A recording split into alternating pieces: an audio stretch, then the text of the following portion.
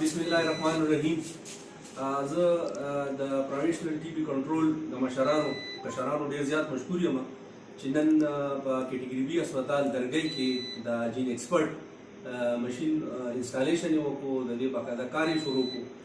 د دې شارټ ویډیو بنیادي مقصد د تحصیل درګۍ خلکو ته دا یو اویرنس هم ورکول دي او هغو ته دا یو وینا هم ورکول دي چې په زموږ سره د دې نه مخکې په درګۍ هسپتال کې دا ماشین نه و. دا ماشین بیسیکلی د ټي بي د تشخیص لپاره استعمالیږي او د دې نه مخکې چې به کوم د ټي بي تشخیص کېدو هغه به ډېر په روایتي طریقو کېدو. په هغې کې به هم د مریض نه بلغم اخیستو، 40 ګنټو پورې به مساره و، مریض ته به هم ډېر تکلیف و، ټایم به هم ډېر ضایع کېدو. خو چې دا نوی کوم ماشین راغلی دی دا به تاسو ته وښیم. د دې ماشین د ټولو نه غټه فایده دا ده چې دا تاسو ته په 2 ګنټو کې به دا ټي بي دا کوم ریزلټ دی، ټیسټ دی، هغه به تاسو مریض له به ورکوي.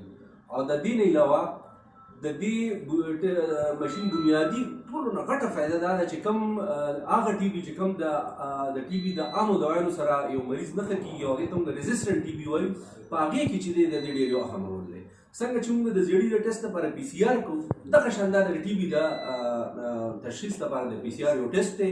لہذا زه نن د دې شارټ ویډیو په واسطه سره د درګۍ خلکو ته سپیشلي چونکې دا د درګۍ د خلکو یو حق دی او د هغو دپاره دا د اویرنس لپاره دا ویډیو زه ورکوم.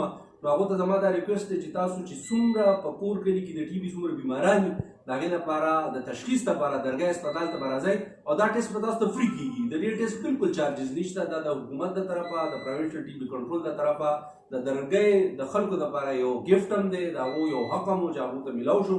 او انشاءالله زموږ د سایډ نه د هسپتال د اډمنسټریشن د سایډ نه چې څه کوآپریشن و هغه به مرسته موږ کوو. فوراً خپل هغه مریضان چې په کور کې د ټي بي تشخیص ټیسټ لپاره بهر ته ځي، پېښور ته ځي یا ایون بټکیلي ته ځي یا لرو ځایونو ته ځي، نو اوس د دې نوي ټیسټ د دې ماشین نوم دی جین ایکسپرټ لپاره دا ټیسټ چې دی دا تاسو دې ته په کیمرې کې ورته وښیم. دا ماشین ستاسو د مخې دی، دا ماشین دلته زموږ سره اویلیبل دی، تاسو راتلی شئ. په دې باندې به تاسو دا ټیسټ بالکل فری آف کاسټ کېږي، د دې به بالکل هېڅ چارجز به نه.